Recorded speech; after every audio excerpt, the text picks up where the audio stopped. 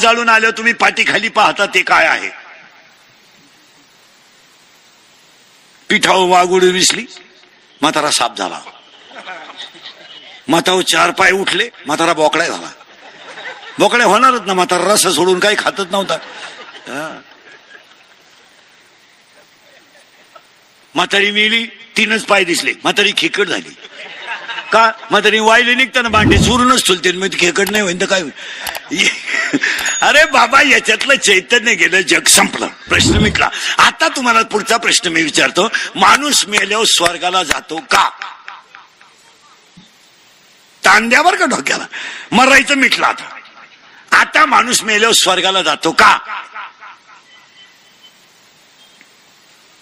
आता जातो का हे मी तुम्हाला सांगितलं असतं, पण अजून मी गेलो नाही.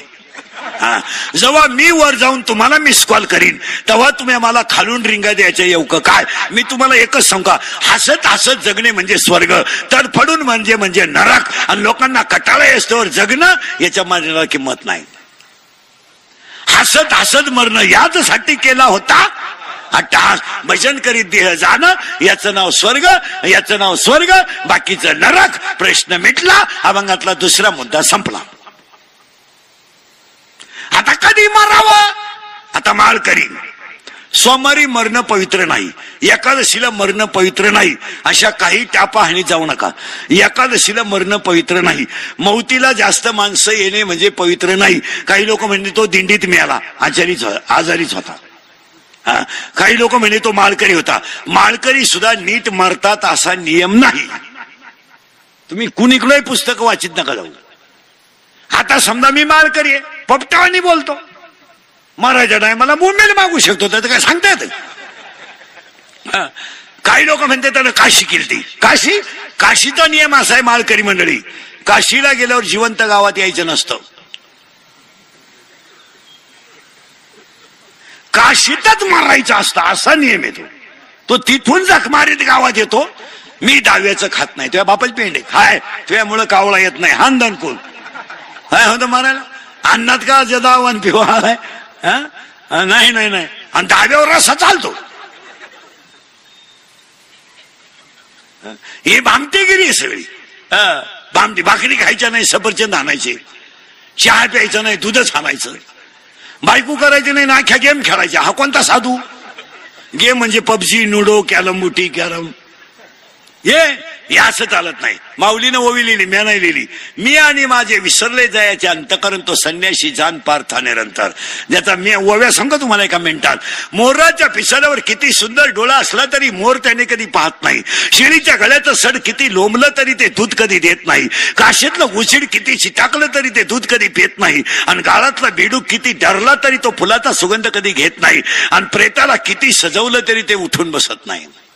पुन्हा ऐकावं, तुम्हाला लागतील तेवढं सांगतो. शिळीच्या गळ्याचं सड लोंबलेलं कधी दूध देणार नाही. आणि शिळीचं चरणं कधी समाधानाचं नाही. लहान पोराचं मन कधी स्थिर नाही. आणि चोरीचं धन कोणाला लखलाभ नाही. ज्या लोकांना कमी कष्टात लक्ष्मी मिळाली ते घर सुखानं खाऊ शकत नाही. ज्यांनी गरीबाला लुटून इस्टेट उभी केली त्या सगळ्या माणसांना वजना इतक्या गोळ्या आहेत रोज, ते समाधानी नाही. ज्या नोकरीवाल्यांना नोकरीला असताना एकही नियम पाळला नाही, रिटायर झाल्यावर मनोरुग्ण झाले. मनोरुग्ण पागल. मांजरीचा मुका घे, कुत्र्याचा फोटो काढ, कुत्र्यावर बसून फोटो काढ, कुत्र बोकांडी घेऊन फोटो काढ. ही काही बोकड्या संघ इंडा, त्या पागल झालेली माणसं. ही मनोरुग्ण आहेत. का माना नाही तर नका मानू, पण 16वा अध्याय सांगतोय शास्त्र म्हणेल ते सांडावे आणि राजा इतरून मानावे. तुम्ही शास्त्र सोडून जर वागले ना तर दणका आहेच. तुमचं काय मत आहे? आणि आत्ताच्या मंडळीनं उत्तर दिलंय, त्याला काय होतंय? त्याला काय होतंय? त्याला काय होतंय? जिरतीचं काय होतंय? फक्त त्याला थोडा काळ आहे. 80% सर्व्हिसवाले रिटायर झाल्यावर पागल आहेत. का? या नालायकाने कधीच पगाराला हात लावला नाही. वरच्या वर स्लॅब टाकले आणि यांच्या प्रत्येकाच्या घरात एक पोर याड आहे. तुम्ही कोणचंही घर तपासा, फेफरी पोर आहे त्यांची, वाढवी तिडी उडी. आपल्याला ओळखू येत नाही पोराची काही. टेलर का स्टेप नाही अशी अवतार येतं पोराची. कमराच पोरानं त्यांची, इतकरी दांडगाली पोरं त्यांची. देव सोडित नाही कोणाला. देवांदेवाच्या बापाला सोडलं नाही तर तुम्हाला का सोडील? स्वतःच्या आईला सोडलं नाही कृष्णानं तर तुम्हाला काला सोडील? स्वतःच्या बापाला सोडलं नाही तर तुम्हाला काला सोडील? कोण सोडील? माणसं फक्त घमेंडीत जगू राहिले. कीर्तनाला सुरुवात मुद्दा करायचा आहे, फक्त पटापटा ऐकायचं, स्वर्गा बिर्गाला काही जायचं नाही, आपल्याला गावात नीट राहायचंय. हा बस, ते स्वर्ग बिर्ग मरू द्या तिकडे, काय असेल ते असं. हा म्हातारी साप झाली ती कातीन टाकून गेली, कातीन टाकूनच गेली बाई ती. ती केसो फुगे घेत होती, मग केसाच्यामुळं कातीन टाकली तिनं, आणि ती कातीन माझ्या सपनात आली. येणारच तो जर सासरा बिन भाकरीचाच मारलाय तर येणार.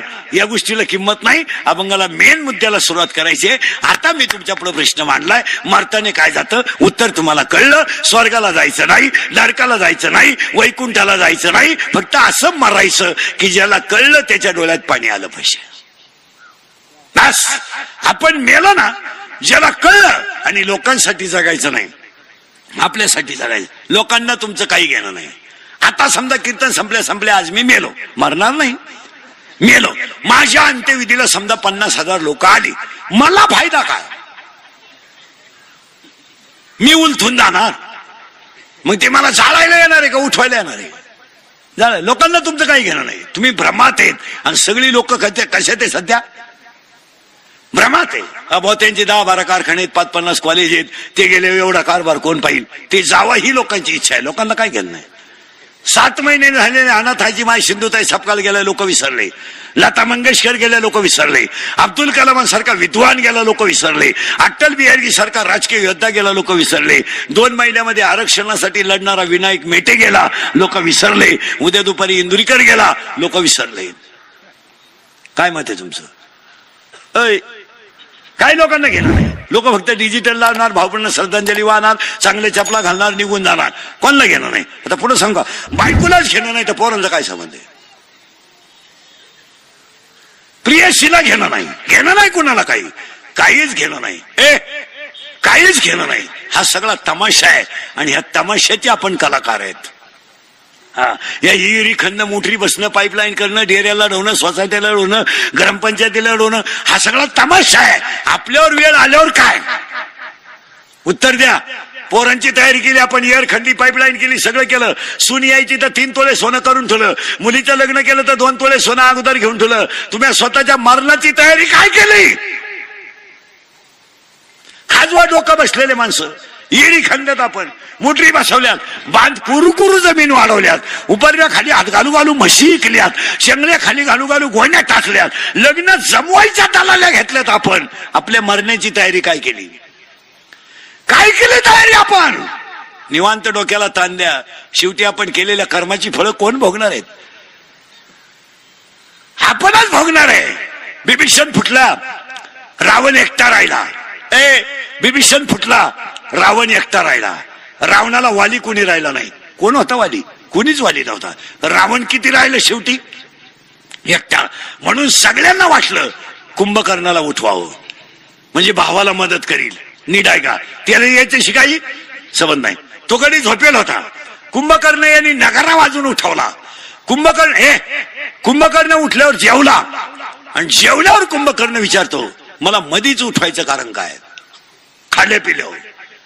त्याच्या डोक्यात हे नव्हतं लंका भिंका आग लागू तिकडं. उठावलं त्याला सांगून टाकलं की तुझ्या भावाने जखमारी केली, सीता पळून आणली, नको ते करायला होतं. सीता आणली. सगळ्यांनी सांगितलं, त्यानं ऐकलं नाही. सीता त्यानं परत दिली नाही.